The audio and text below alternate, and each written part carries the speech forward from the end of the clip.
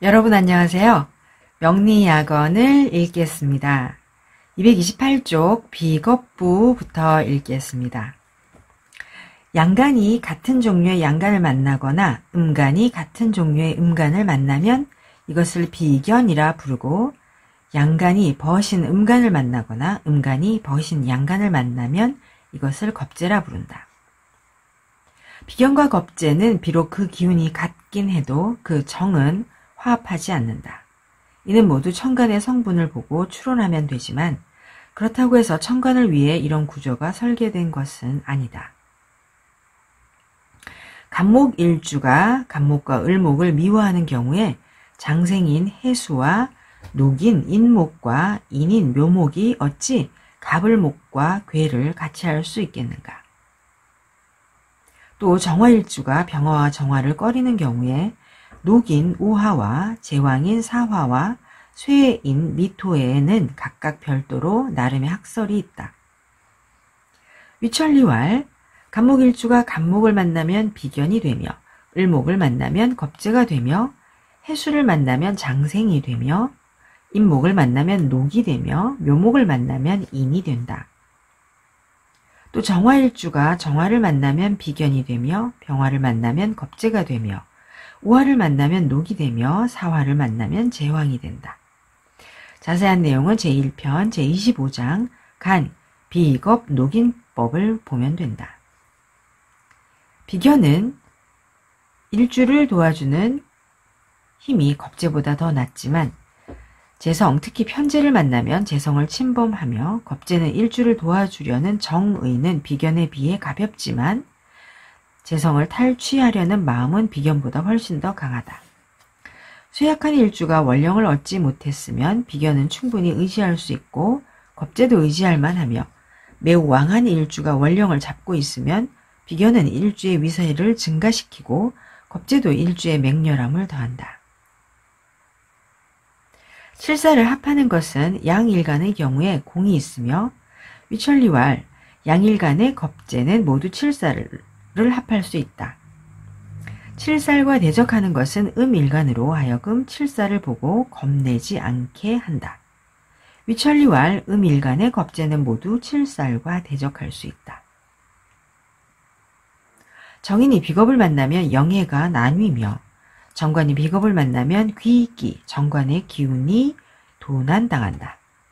위천리왈 비겁은 능히 인성을 설기할 수 있으므로 영예를 나눈다고 했으며, 또 비겁은 능히 정관의 위세에 대항할 수 있으므로 귀기를 도둑질한다고 했다. 식신이 비겁을 만나면 비겁이 식신을 기르는데 전념하지 않으나, 상관이 비겁에게 의지하면 상관이 제멋대로 날뛰어서 꺾기가 어렵다. 위천리왈 비겁은 식신을 생조하는 성분이기도 하고 상관을 생조하는 성분이기도 한데, 비겁이 식신을 생조하는 것은 그래도 괜찮지만 비겁이 상관을 생조하면 폐단이 많다. 지지에 감춰진 재성이든 천간에 드러난 재성이든 따지지 않고 모두 비겁에게 재앙을 당하는데, 오로지 정관이나 편관이 있어야만 비겁으로 인한 재앙을 없앨 수 있다.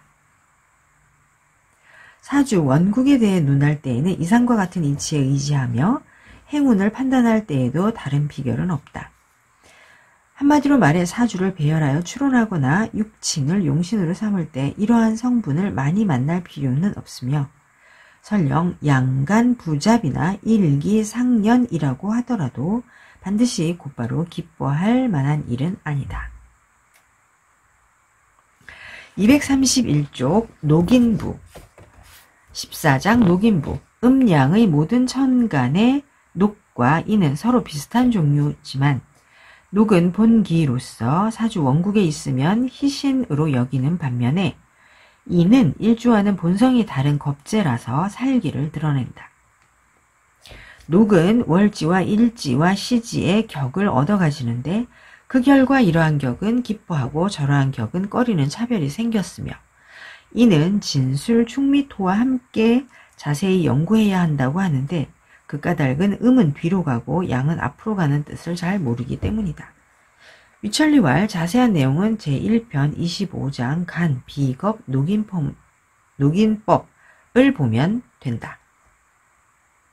무릇 한 글자밖에 안 되는 녹을 격이라 말할 수 있는데 그렇다고 해서 설마 사주 원국에 있는 다른 성분은 모두 하는 일이 없어서 쓸모없는 존재가 될 리 있겠는가?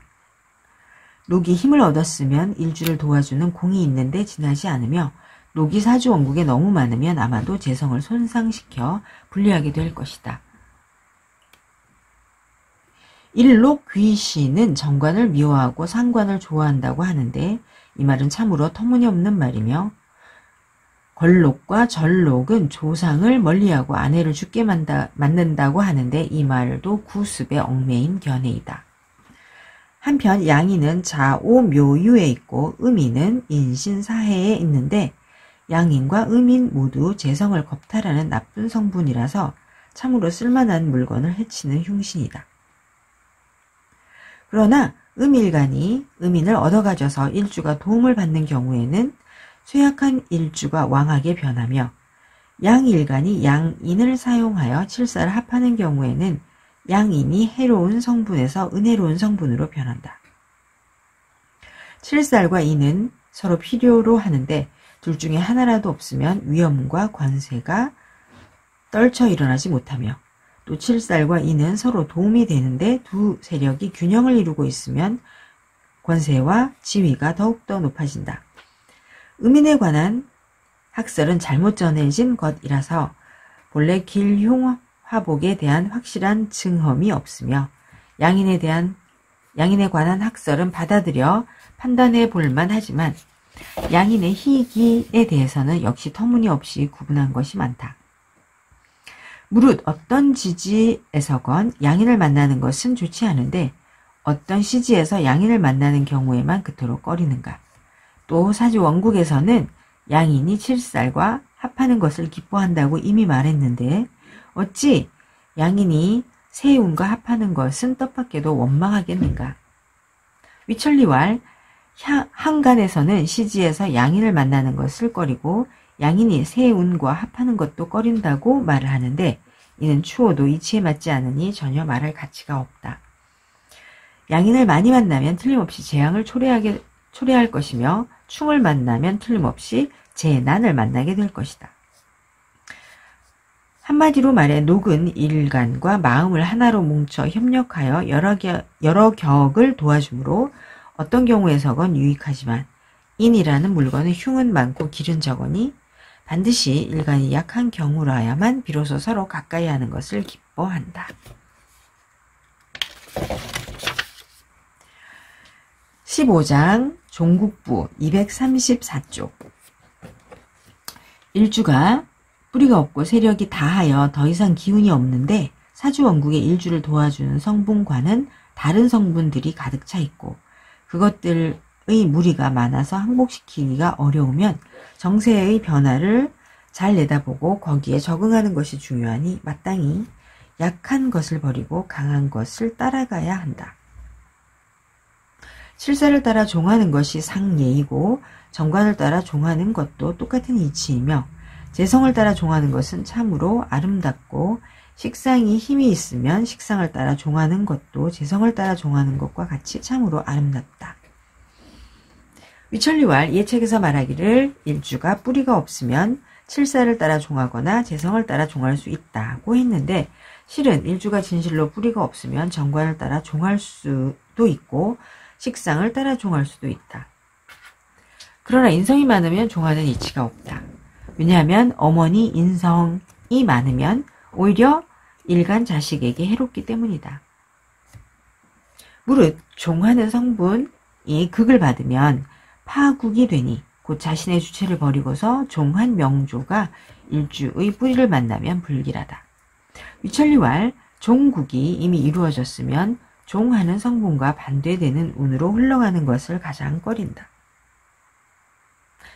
가령 일주를 목이라고 할 때 재성인 토에 종하는 경우에는 토에 반대되는 수운과 목운으로 흘러가는 것을 가장 꺼리며 관살인 금에 종하는 경우에는 금과 반대되는 목운과 화운으로 흘러가는 것을 가장 꺼리며 식상인 화에 종하는 경우에는 화와 반대되는 금운과 수운으로 흘러가는 것을 가장 꺼린다. 나머지도 이와 같다.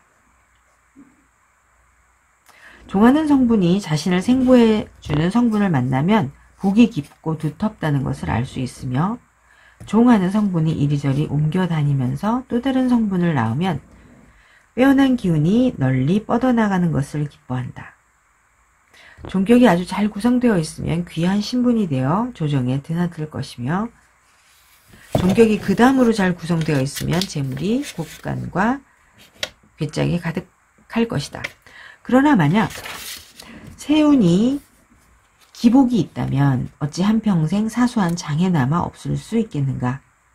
그래도 만약 그러한 장애를 제어할 방법이 있다면 전반적인 정세에는 여전히 지장이 없을 것이다.